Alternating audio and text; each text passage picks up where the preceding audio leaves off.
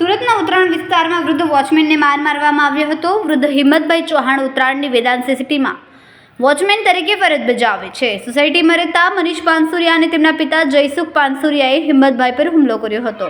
હિંમતભાઈએ ખુરશી સરકી મૂકવાનું કહેતા તે ઉશ્કેરાઈ ગયા હતા. પુત્રે આવીને અપશબ્દો કહીને તમાચા માર્યા હતા.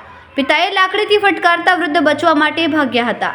પીછો કરો પિતા પુત્રે ફરી લાકડી અને લાકડાના ફટકાથી ધોરમાર માર્યો હતો. સમગ્ર ઘટના સીસીટીવીમાં કેદ થઈ હતી. ઉત્તરાયણ પોલીસે ફરિયાદના આધારે આરોપીને પકડી પાડ્યો.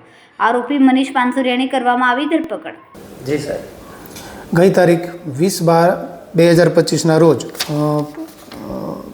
જે વોચમેન અને સોસાયટીમાં રહેતા જયસુખભાઈ પાનસુરિયા તેમજ તેમનો દીકરો મનીષભાઈ પાનસુરિયા ને ઝઘડો થયેલો વોચમેન સાથે, જેમાં ખુરશી મૂકવા બાબતે વોચમેને એમના પિતાને કહેલું કે ખુરશી વ્યવસ્થિત મૂકો, જેનું બંને વચ્ચે જે બાબતે ઝઘડો થતાં આરોપી અને વોચમેનો વચ્ચે ઝઘડો થયેલો, જેમાં લાફાલાફી થયેલા બંને વચ્ચે.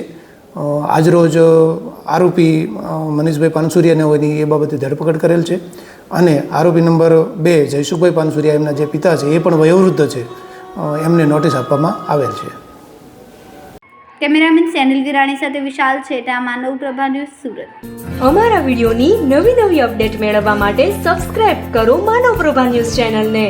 બેલ આઇકન ક્લિક કરો લેટેસ્ટ વિડીયો સૌથી પહેલા મેળવવા માટે.